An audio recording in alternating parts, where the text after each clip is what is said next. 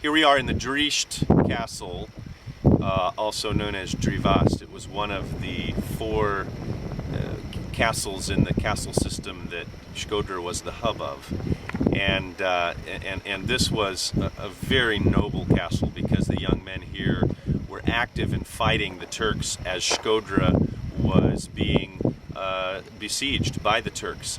And when the Turks could not get Shkodra, they began to take some of the smaller castles. They started in Žabljak over the lake, and then they came to Driest.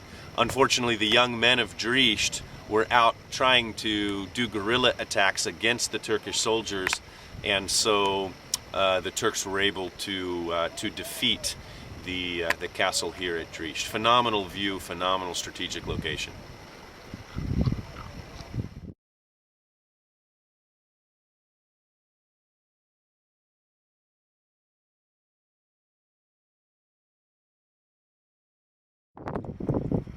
Here we are on one of the thick walls of the Driest Castle, and to my left in the background is the Shkodra Lake, enormous lake, and from that lake many of the Albanians from the villages around here would sail through the lake up into where the Turkish tent camps were preparing their siege on Shkodra.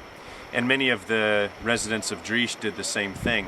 But you can also see as the lake kind of ends right behind me, you can see the mountains tapering down, and that's where Shkodra was. And so from this vantage point, the people in the Driest Castle could both hear and see the Turkish siege of Shkodra, and that was their sound for help. Now, the castles communicated with each other from a beacon system.